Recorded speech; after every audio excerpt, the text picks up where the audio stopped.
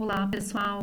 Na aula de hoje, nós vamos ver uma outra alternativa aos gráficos de controle de Shillhart, que é olhar para o gráfico de controle da média móvel exponencialmente ponderada. Esta aula é baseada no livro do Montgomery, Introdução ao Controle Estatístico da Qualidade, 7ª edição, capítulo 9. O gráfico de controle da média móvel exponencialmente ponderada é dado por Zi, que é 1 lambda vezes xi, mais 1 menos lambda z i menos 1, em que lambda está entre 0 e 1, é uma constante, e aqui o valor inicial, né, que a gente precisa para z, 0 no caso, é μ0. Então, qual que é a ideia? A gente vai olhar agora para os valores, não só para os valores de x, mas para uma média móvel, né? Que leva em consideração aqui o valor da amostra atual e de todas as amostras anteriores. Se o valor-alvo do processo não é conhecido, a média de amostras preliminares pode ser usada como valor inicial para a média móvel exponencialmente ponderada, ou seja, o Z0 igual a x barra. Para mostrar que a média móvel exponencialmente ponderada Zi é uma média ponderada de todas as amostras anteriores, nós podemos substituir Zi menos 1 na equação 1. Então, nós vamos substituir o valor do Zi menos 1 nessa equação. Aí eu fico com lambda vezes xi mais 1 menos lambda, e agora eu substituo o Zi menos 1 aqui, fico com lambda xi menos 1, mais 1 menos lambda z i menos 2, fico então com lambda vezes xi, aqui eu distribuo, fica lambda 1 menos lambda xi menos 1, mais i menos lambda ao quadrado, z i menos 2. E continuando recursivamente, nós temos que o Zi pode ser escrito como lambda vezes soma para j de 0 até i menos 1, 1 menos lambda elevado a j, x, i menos j, mais 1 menos lambda elevado a i vezes o Z0. Os pesos lambda 1 menos lambda elevado a j decrescem geometricamente com a idade da amostra. Além disso, os pesos têm soma 1. Então, esses pesos aqui, né, esse daqui e 1 menos lambda elevado a i, a gente vai mostrar que eles somam 1. Lambda vezes soma para j de 0 até i menos 1, 1 menos lambda elevado a j, a gente vai chegar que ele é 1 menos 1 menos lambda elevado a i, que é o segundo peso, tá? E a gente vai fazer isso mostrando que essa soma aqui é igual a isso daqui, lambda 1 menos lambda elevado a i, dividido por 1 menos lambda. Vou pedir para vocês refazerem essas contas no papel mesmo, tá? Então, primeiro a gente define S como lambda soma para j de 0 até i menos 1, de 1 menos lambda elevado a j. Então, a gente abre essa soma aqui, eu fico com lambda que multiplica 1 menos lambda elevado a 0, mais 1 menos lambda elevado a 1, mais 1 menos lambda elevado a 2, mais 1 menos lambda elevado a i menos 1. Daí, a matemática aqui, né, a gente vai considerar S que multiplica 1 menos lambda.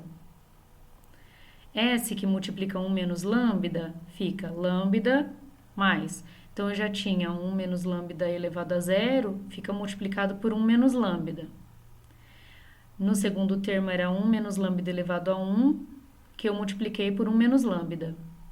E no último termo, eu fico com 1 menos lambda elevado a i menos 1, só que aí como eu multipliquei por 1 menos lambda, eu fico com 1 menos lambda elevado a i. Daí, nós vamos calcular a diferença entre S e S 1 menos lambda. Então, S menos S 1 menos lambda, o que eu vou ter? Então, eu vou ter somente dois termos que vão sobrar aqui, quando eu fizer um menos o outro, tá? Por quê?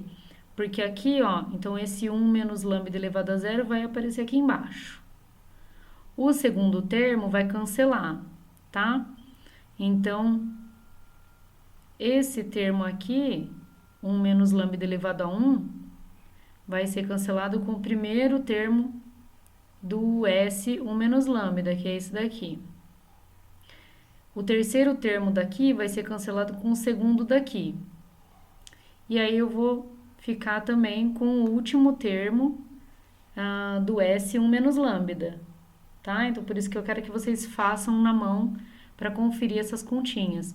Então, S menos S 1 menos lambda fica lambda, que multiplica 1 menos lambda elevado a zero, que é 1, menos 1 menos lambda elevado a i, tá? Então, eu repeti aqui nesse slide, só para a gente não perder. Vou colocar o S em evidência. Então, eu vou ficar com S, que multiplica 1 menos 1 menos lambda, e a expressão que eu tinha do lado direito. Daí, vou passar dividindo isso daqui. Então, eu fico que S é lambda, aí esse daqui é 1, menos 1 menos lambda elevado a i, dividido por 1 menos 1 menos lambda, tá? Só que aqui no denominador, eu tenho 1 menos 1, que dá 0, menos com menos lambda dá mais lambda. E eu tenho esse lambda aqui no numerador. E aí eu cancelo esse com esse e fico que o S é 1 menos lambda elevado a i. Portanto, nós temos que S é igual a 1 menos lambda elevado a i. Além disso, nós tínhamos, né, então que ZI era uma ponderação entre esse termo aqui, que é lambda, J de 0 até i menos 1, 1 menos lambda elevado a J, X i menos J, mais 1 menos lambda elevado a i, vezes Z0.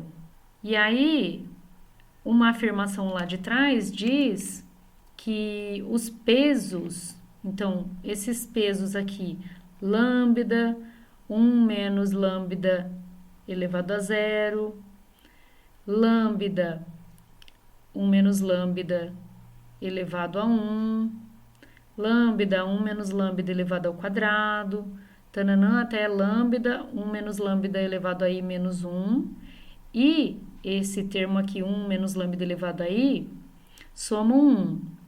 Então, vamos verificar isso, né? Vamos verificar que esses termos aqui somam 1.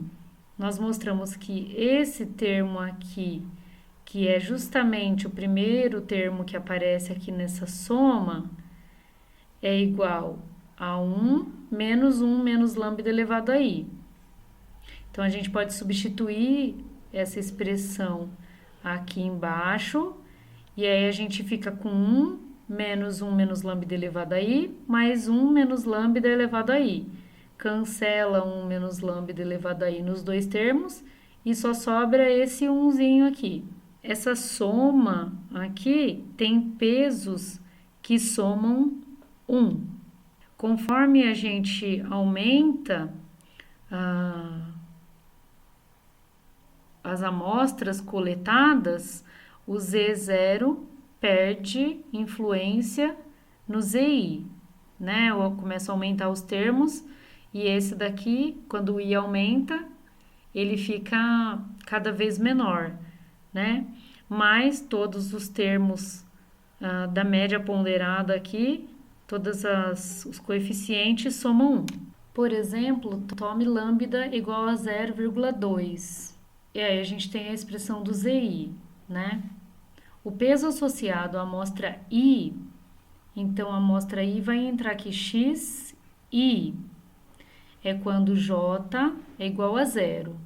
Quando J é igual a 0, esse termo aqui fica 1. E o peso associado a essa amostra vai ser só esse lambda aqui, que é 0,2. E os pesos dados às amostras precedentes são 0,16. Qual seria a amostra precedente? Seria x e menos 1, ou seja, j igual a 1. Então, o j igual a 1 vai entrar aqui. A gente fica com lambda 0,2 vezes 1 menos 0,2, que é 0,8. Então, o peso da amostra x e menos 1 é 0,2 vezes 0,8, que é 0,16. O da outra amostra, que seria x e menos 2, então a gente coloca o 2 no j aqui, eu fico com 0,2 vezes 0,8 ao quadrado. E isso dá 0,128. E assim por diante. Se as observações x e y são variáveis aleatórias independentes, com variância σ2, pode-se mostrar que a variância do zi fica dessa forma aqui, σ2, lambda sobre 2 menos lambda, que multiplica 1 menos lambda elevado a 2i. Assim, o gráfico de controle da média móvel exponencialmente ponderada pode ser construído pelo gráfico de zi versus o número da amostra i, ou o tempo. Então, o gráfico de controle para a média móvel exponencialmente ponderada vai ser dado pelo limite superior de controle, vai ser μ0 mais L vezes o desvio padrão do ZI. A linha central vai ser μ0 e a linha inferior de controle vai ser μ0 menos L vezes o desvio padrão do ZI. Quando o I é grande, então a gente tem aqui o expoente aqui muito grande, né? Lembrando que o lambda está entre 0 e 1, essa quantidade aqui se aproxima de 1. Isso significa que depois que o gráfico de controle da média móvel exponencialmente ponderada estiver sendo observado por vários períodos de tempo, né? Então várias amostras coletadas, os limites de controle vão se aproximar dos valores de estado estacionário.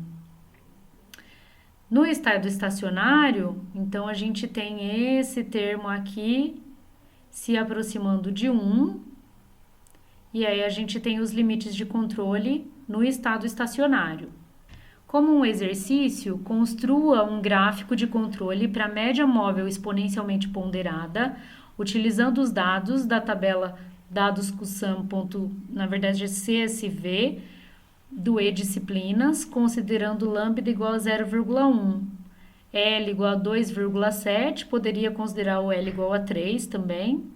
E o valor alvo μ0 igual a 10 e o sigma igual a 1. Então, são os dados que eu passei para vocês na aula passada.